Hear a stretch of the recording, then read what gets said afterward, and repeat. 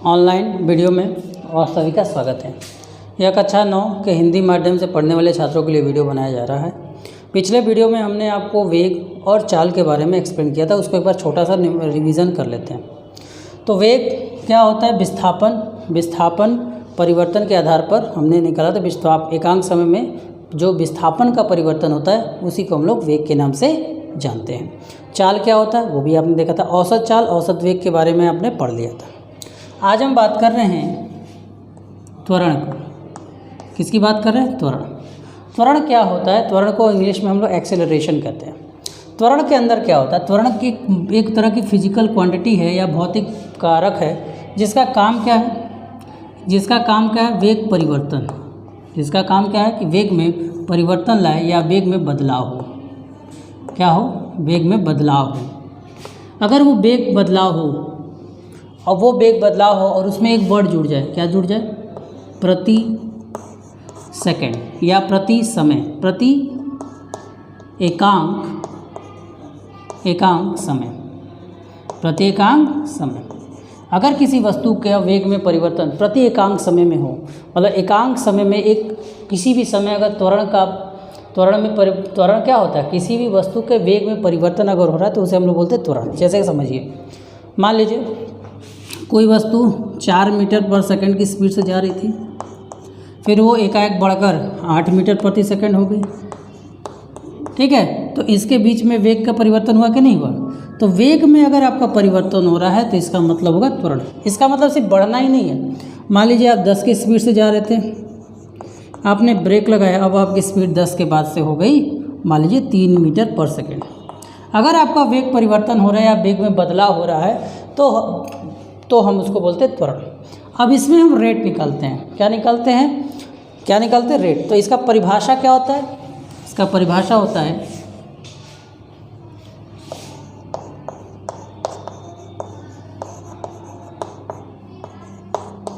वेग परिवर्तन के दर को त्वरण कहते हैं।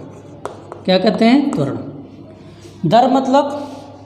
दर का मतलब यहाँ पे क्या है? दर का मतलब होता है समय से भाग देना। चलिए एक सिचुएशन लेते हैं। जनरली मानते हैं हम लोग कि कोई वस्तु है जो कि किसी वेग से चल रही है, उस वेग को मान लेते हैं यू आपका क्या बेटा? प्रारंभिक वेग। यू आपका क्या है? प्रारंभिक वेग। और उसको परिवर्तन करने में उसको टी समय उस पर कोई बल लगा या कुछ भी हुआ, उस पर टी समय लगा होगा। उस टी सेकेंड में उसने अपना वेग यू से बदलकर भी कर दिया। उस टी समय में अपना वेग उसने u से बदलकर भी कर दिया। क्या कर दिया? वेग परिवर्तन के दर को ही हम लोग त्वरण कहते हैं। ठीक है, अब उसने u से भी कर दिया। अब हम बात करें कि वेग परिवर्तन कितने का हुआ, तो आप क्या बोलेंगे? वेग परिवर्तन पहले आपका u था, बाद में आपका v हो गया। समझने का प्रयास कीजिए। पहले आपके पास 10 रुपये था, अब आपके पास 25 रुपये है। परिवर्तन कितने का है आप में? 15 रुपये का। 15 रुपये का कैसे निकाला? कि मेरे पास पहले 10 रुपये था, अब मेरे पास 25 रुपये है। तो 25 में से मैंने क्या किया? 10 को माइनस कर दिया, तो मुझे पता चला कि मेरे पास 15 रुपये का बदलाव आया। ठीक, कितने का बदलाव आया? 15 का। तो वेग परिवर्तन कितना होगा बेटा? शुरुआती वेग, प्रारंभिक वेग कितना था बेटा? u, और अंतिम में पहुँचने में मान लीजिए वेग v था, तो वेग परिवर्तन आपका हो गया v माइनस यू। कितना हो गया? v minus you. फिजिक्स में दर का, जैसे आप बाज़ार में जाते हो सामान लेने, तो बाज़ार में जब आप सामान लेने जाते हो तो वहाँ दर का मतलब पैसा से होता है। इसका मूल्य कितना है, इसका दर कितना है, मतलब पैसा। और फिजिक्स में दर का मतलब होता है उसको टी समय से भाग देना। तो अब आपका जो त्वरण होता है उसे हम लोग a से डिनोट करते हैं, और वेग परिवर्तन आपका v माइनस यू है, और अपॉन में क्या हो जाएगा बेटा? t। तो यही आपका क्या है बेटा? त्वरण का फार्मूला होगा। यही आपका क्या हो जाएगा? त्वरण का फार्मूला। वेग परिवर्तन के दर को त्वरण के नाम से जाना जाता है, जिसमें आपका जो v था, हमने कुछ फोर्स लगाया, कुछ भी किया होगा, उससे आपका वेग बढ़ेगा। अब देखिए त्वरण कैसे काम करता है। आप लोग गाड़ी में बैठे होगे, अगर आप लोग स्कूटी या गाड़ी चलाए होगे तो देखोगे एक्सीलरेटर लेते हैं। एक्सीलरेटर का मतलब क्या होता है? एक्सीलरेशन। उसको लेते ही हमारी स्पीड क्या होती है? कंटिन्यूसली बढ़ती जाती है, हमेशा इंक्रीज़ करती जाती है। तो इंक्रीज़ करती जाती है तो वहाँ पे भी त्वरण होगा। अब त्वरण की बात करें तो त्वरण जो है उसे 2 प्रकार से बोल सकते हैं। वेग का परिवर्तन जो है 2 प्रकार से हम मान सकते हैं। या तो उसमें दो प्रकार से होगा, या तो वेग में क्या होगी, वृद्धि होगी, या तो वेग में कमी होगी, दोनों हो सकता है। वेग में अगर वृद्धि होती तो हम उसको त्वरण ही बोलते हैं, उसमें कोई दिक्कत नहीं है, त्वरण को एक्सीलरेशन बोलते हैं। और अगर वेग में कमी आने का उम्मीद होता है तब उसको बोलते हैं मंदन। क्या बोलते हैं, मंदन बोलते हैं, या हम उसको रिटार्डेशन इंग्लिश में बोला जाता है। क्या बोला जाता है, त्वरण बोलते हैं या मंदन बोलते हैं। देखा जाए तो दोनों के दोनों ही त्वरण ही हैं, लेकिन इसको सिर्फ त्वरण का मतलब हम मानते हैं कि वेग को बढ़ाना, ना कि वेग को घटाना। तो त्वरण को हम मानते हैं वेग को बढ़ाना, ना कि वेग को घटाना। तो त्वरण शब्द पे हम हमेशा मानेंगे कि वो पॉजिटिव है, त्वरण शब्द पे हम हमेशा मानेंगे पॉजिटिव। पॉजिटिव का मतलब वेग में वृद्धि हो रही है। और मंदन के केस में क्या होता है, निगेटिव। देखिए फॉर्मूले में ये कभी नहीं बोला कि वेग को बढ़ाते हुए क्रम में, फॉर्मूले में क्या है, वेग परिवर्तन। वेग परिवर्तन आपका कम से अधिक के भी ओर हो सकता है और अधिक से भी कम की ओर हो सकता है। जैसे एग्जांपल मैंने आपको दिया, आप 10 से जाओ तो 20 तक भी पहुंच सकते हो, या हो सकता है आप 30 से 5 भी पहुंच सकते हो। तो दोनों तरह जो है वेग का परिवर्तन पॉसिबल है। और अगर आपका वेग का परिवर्तन धनात्मक होता है, मतलब आपका जो है वेग परिवर्तन जो है गति को बढ़ाने का काम कर रहा है, और वहीं पे अगर हम वेग परिवर्तन कम हो रहा है तो वहाँ पे वेग परिवर्तन क्या हो जाएगा, निगेटिव आ जाएगा। समझ में आया।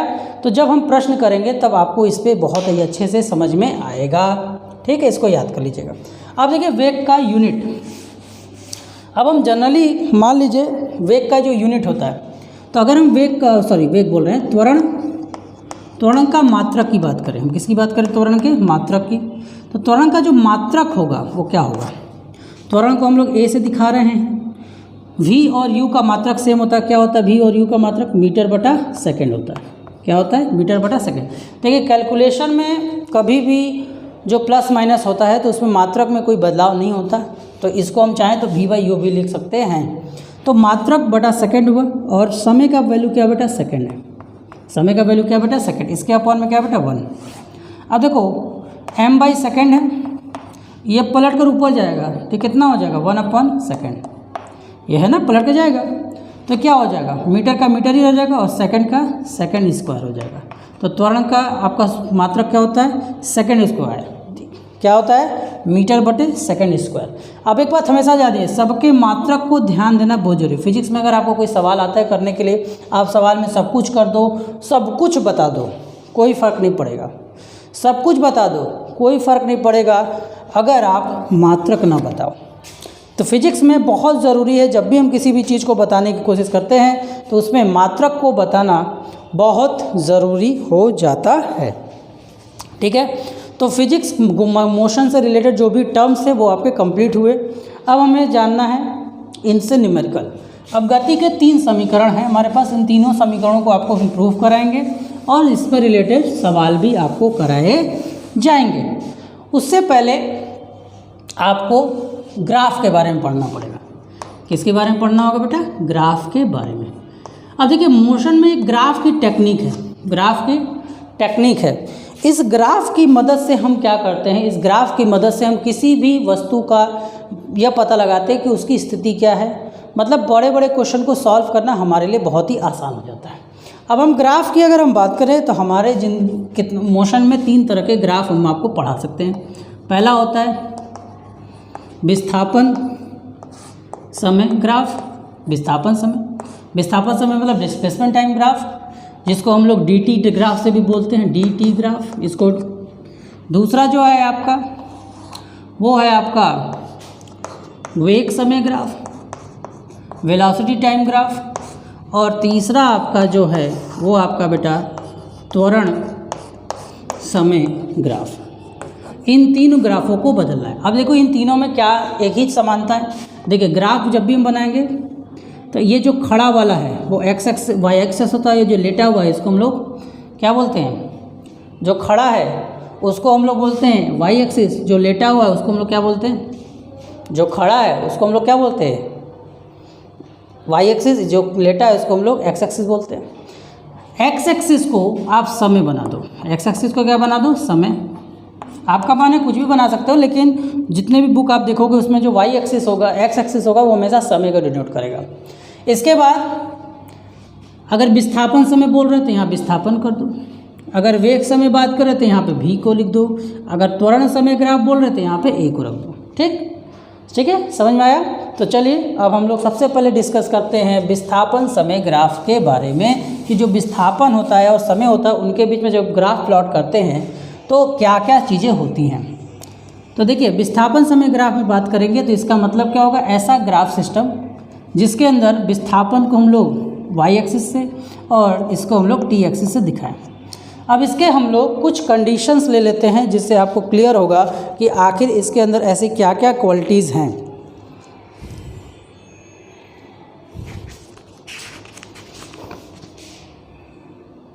चलिए देखिए इधर, मान लीजिए डिस्प्लेसमेंट टाइम ग्राफ है। अब देखिए इसका हम पहला एक केस ले लेते हैं। एक केस आपका मान लीजिए हमने ऐसे लिया और यूँ लिया, ठीक, और ये आपने लिया और ये आपका डिस्प्लेसमेंट मतलब ऊपर जाने पर बढ़ना है और आगे जाने पर समय आपका बढ़ना है। और आपका ग्राफ जो प्लॉट हो रहा है वो कुछ ऐसा हो रहा है, C1 जब आपने ग्राफ प्लॉट किया तो आपका ग्राफ कुछ ऐसा आया। ये ग्राफ क्या बताएगा? अब देखिए इस ग्राफ में ये लाइन जो है वस्तु की स्थिति के बारे में बात कर रहा है।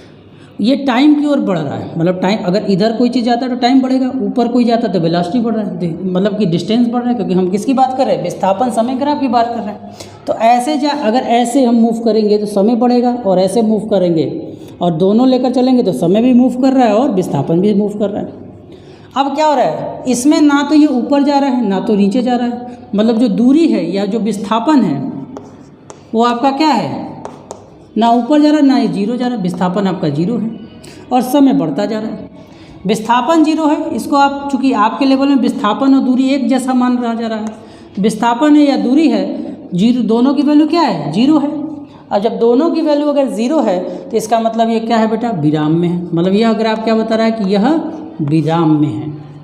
इस ग्राफ किस में है बेटा, विराम में है। चलिए तो इसको आप नोट करते रहिए क्योंकि हम मिटा कर अलग अलग केस बनाते जाएंगे। चलिए दूसरा केस देखिए। दूसरे केस की बात करें, अगर हम ग्राफ ऐसे बनाते हैं, मान लीजिए अब ग्राफ ऐसे हो रहा है, तो ये ग्राफ क्या कर रहा है कि इसमें समय लिए, समय बढ़ा दूरी बढ़ा, समय बढ़ा दूरी बढ़ा, समय बढ़ा दूरी बढ़ा, ठीक, समान समय समान दूरी, समान समय समान दूरी, बार बार दूरी और समय के बीच में अगर आप प्लॉट करोगे इस तरह का लाइन तो आप देखोगे 2 सेकंड में जितनी दूरी होगी अगले 2 सेकंड में भी उतनी दूरी होगी, अगले 2 सेकंड में उतनी ही दूरी, बार बार दूरी और समय क्या है, बराबर है। मतलब इसमें क्या है, क्या आपको दिख रहा है, समान दूरी और समान समय, क्या है, समान दूरी है और समान समय, मतलब इक्वल टाइम और इक्वल डिस्टेंस है। तो जब दोनों इक्वल टाइम इक्वल समय अगर होता है तो ऐसे कंडीशन में क्या होता है, ये चल रहा है, गतिशील है, समय के साथ अपना स्थान परिवर्तन हो रहा है। देखिए ऊपर जाने मतलब अपना दूरी बदल रहा है, तो दूरी बदल रहा है और समय भी ले रहा है, तो क्या हो गया, चाल हो गया और एक जैसा परिवर्तन हो गया। तो ये किसको रिप्रेजेंट कर रहा है बेटा, एक समान चाल को बता रहा है। अब देखिए हम आपको इसके बारे में क्यों समझा रहे हैं, क्योंकि आपको बुक में देखेगा कि अरे हमारे तो है ही नहीं सर एक्स्ट्रा पढ़ा रहे हैं। एक्स्ट्रा नहीं पढ़ा रहे बेटा, क्योंकि अगर आप इसको नहीं समझोगे तो जो आपके गति के समीकरण हैं प्रूफ करने के लिए वो आपके में ग्राफ विधि से दिया गया, तो जब तक आपको ग्राफ पढ़ना नहीं आएगा तो आप कैसे उसको प्रूफ करोगे। चलिए अगर ऐसा हो जाए, अब मान लीजिए कि हम जो है ग्राफ कुछ ऐसा बना रहे हैं, तो इस तरह का ग्राफ अगर हम ऐसा स्लोप बना रहे हैं, मतलब एक कंटिन्यूटी ऐसे आ रही है, तो ऐसे डिस्टेंस और टाइम ग्राफ में अगर ऐसा ग्राफ बनता है तो ये आपका क्या होता है, इस ग्राफ को हम बोलते हैं एक समान त्वरण बोलते हैं। ठीक है, अब ये इसको कैसे बोलते हैं इसको भी हम लोग आपको एक्सप्लेन नहीं कर पाएंगे, लेकिन आप समझ लीजिए तो आपके लिए ज़्यादा बेटर होगा। ठीक है, अगर एक समान त्वरण होगा, अगर इसका ग्राफ ऐसे हो जाए तो एक समान मंदन हो जाएगा। क्या हो जाएगा, एक समान मंदन। इसको नोट करते रहें, एक समान मंदन।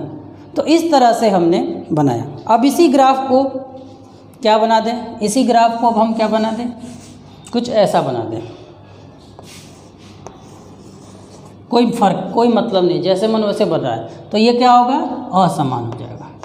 क्या हो जाएगा, असमान। सब कुछ असमान, त्वरण भी असमान, चाल मतलब कुल मिलाकर आप इसको बोलेंगे असमान चाल। तो आपने विस्थापन समय ग्राफ को देख लिया। अब आइए विस्थापन समय के बाद हम आते हैं वेग समय ग्राफ पर। किस पर आते हैं? वेग समय ग्राफ पर। वेग मतलब इधर अब आप v को दिखा दीजिए और इधर आप t को दिखा दीजिए। चलिए अब इसका कंडीशन हम लेते हैं फिर से, पहला फिगर बनाते हैं इसका। अब आप इधर आप v को प्रदर्शित कर रहे हैं, इधर जो है आप v को प्रदर्शित कर रहे हैं और इधर आप जो है समय को प्रदर्शित कर रहे हैं। अब हमने इसको ऐसे बनाया। अब ये क्या है? क्या है? आपके दिमाग में तुरंत आ जाएगा, अरे सर ये तो विराम है। ऐसा नहीं है। देखिए वहाँ d था, यहाँ v है। इस v का मतलब क्या है कि चाल है। यहाँ पे अगर कोई है वस्तु तो इसका मतलब कि 0 से ऊपर है, मतलब इसके पास कोई चाल है। ये बता रहा है कि ना तो हमारा चाल बढ़ रहा है ना तो हमारा चाल घट रहा है। अगर हम ऊपर जाएंगे तो हमारा जो वेलोसिटी है वो बढ़ना चाहिए, और जैसे जैसे हम नीचे आएंगे अगर हमारा वेलोसिटी घटना चाहिए। तो ना तो हमारा वेलोसिटी घट रहा है ना तो हमारा वेलोसिटी बढ़ रहा है समय के साथ। तो जब हमारा ना वेलोसिटी बढ़ेगा, मतलब हमारा स्पीड 60 की थी, 60 की स्पीड चल रही है, उसमें कोई अंतर नहीं आ रहा। जब कोई अंतर नहीं आ रहा तो ये क्या बन जाएगा बेटा? एक समान चाल। ठीक है, पिछले में अगर ऐसा फिगर बना तो वो क्या था? विराम में था, लेकिन इस बार वो विराम में नहीं, एक समान चाल है। क्योंकि यहाँ पर अब ये चीज़ क्या होगी? ये किसको प्रदर्शित कर रहा है? दूरी को प्रदर्शित कर रहा है, मतलब वेग को प्रदर्शित कर। वेग मतलब उसके अंदर कोई चाल है। ठीक, चलिए अगले ग्राफ पर आते हैं। अगले ग्राफ पर हम आए तो अब अगर हम ऐसे बनाते हैं, ऐसे, तो इसका मतलब हो गया कि किसी वेलोसिटी u से इसने अपनी शुरुआत की और अंत में कहीं तक गया होगा। तो इसमें देखिए बार बार देखिए इतना समय था तो इसका वेग इतना था, फिर बढ़ा, तो इस बार देखिए वेग बढ़ता जा रहा है हर बार, कभी 10 कभी 20 कभी। देखिए यहाँ पे जो है ये देखिए समय बदल रहा, क्या होगा? वेग बदला। यहाँ पे चाल बदल रही है। वो उस वाले फिगर में सिर्फ दूरी और समय बदला इसलिए चाल समान था, लेकिन यहाँ चाल ही बदल जा रहा है। तो चाल बदल जाने के कारण ये क्या होगा बेटा? एक असमान चाल हो जाएगा। ये क्या होगा? असमान चाल होगा। लेकिन इसमें एक चीज़ समान होगा। क्या होगा? इसमें समान समय में वेग, जैसे मान लीजिए इतने समय में इतना अगर परिवर्तन हो रहा है तो इसमें एक मिनट, अगर समान समय में देखिए t है और यहाँ पे t सेकेंड, मान लीजिए एक बार इसकी वेलोसिटी 15 रही होगी, 2 सेकंड बाद इसकी वेलोसिटी 17 हो गई, फिर अगले 2 सेकंड मतलब 2 सेकंड, ये 4 सेकंड बाद इसकी वेलोसिटी 17 2 19 हो गई, फिर 4 2 6 सेकंड बाद इसकी वेलोसिटी 21 हो गई। तो अब देखिए हर समय इसकी वेलोसिटी बढ़ रही है और वेलोसिटी के बीच में जो टाइम इंटरवल है वो सेम है। तो क्या अभी आपने पढ़ा त्वरण क्या होता है? वेग परिवर्तन के दर को त्वरण करते हैं। तो वेग का परिवर्तन एक ही जैसा हो रहा है, बार बार वेग का परिवर्तन एक जैसा हो रहा है। तो वेग का परिवर्तन अगर एक जैसा होगा तो क्या इसमें एक समान है? तो इसको हम लोग एक असमान चाल कर सकते हैं, या हम इसको बोल सकते हैं एक समान त्वरण। क्या बोल सकते हैं? एक समान त्वरण। अब आपका जो भी गति का समीकरण आता है वो इसी ग्राफ से बनता है। जो आपके गति के 3 समीकरण आएंगे वो इसी ग्राफ से प्लॉट किए जाएंगे। जो भी हमारे पास गति का समीकरण है वो क्या है? त्वरण असमान त्वरण के लिए नहीं है, वो समान त्वरण के लिए ही है। अगर असमान त्वरण लगता है तो उसको आपको पहले क्या करना पड़ेगा? पहले उसको समान में कन्वर्ट करना पड़ेगा, तभी जाकर आपका ये काम कर पाएगा। चलिए अब हम इसको फिर से इरेज करते हैं। अब मान लीजिए इधर आइए, अब एक कंडीशन और लेते हैं। ये आपका v है, ये आपका t है। अब ये ऊपर से नीचे आ रहा है, मतलब अब ये गति कम कर रहा है। देखिए पहले इसकी गति काफ़ी ज़्यादा थी, ऊपर से एकदम, धीरे धीरे इसकी गति कम हो रही है। ठीक है, दूसरे वाले ग्राफ में दूरी बढ़ेगी, कभी दूरी घटती नहीं है। तो यहाँ पे क्या होगा? चाल तो अभी भी अलग है, लेकिन यहाँ त्वरण की जगह क्या हो जाएगा? मंदन हो जाएगा। क्या हो जाएगा? त्वरण की जगह क्या हो जाएगा बेटा? मंदन होगा। त्वरण की जगह मंदन क्या हो जाएगा? क्योंकि अब इसमें वेलोसिटी जो है, इसकी जो वेग है वो आपका घटता हुआ दिख रहा है। चलिए समझ में आया? अब इसको ग्राफ को ऐसे बना दें तो ये अब सब क्या हो जाएगा? ये दोनों के दोनों क्या हो जाएंगे? असमान हो जाएंगे। वेलोसिटी टाइम ग्राफ में एक चीज़ बहुत ज़रूरी है आपको याद रखना कि इसमें आपको अगर दूरी बोल दे या विस्थापन बोल दे तो कैसे निकालोगे, इसको आप याद कर लो। तो विस्थापन अगर आपको इसमें निकालना है तो आपको विस्थापन निकालने के लिए क्या करना होगा, v, इसमें विस्थापन निकालने के लिए आपको क्या करना होगा, v तथा t के मध्य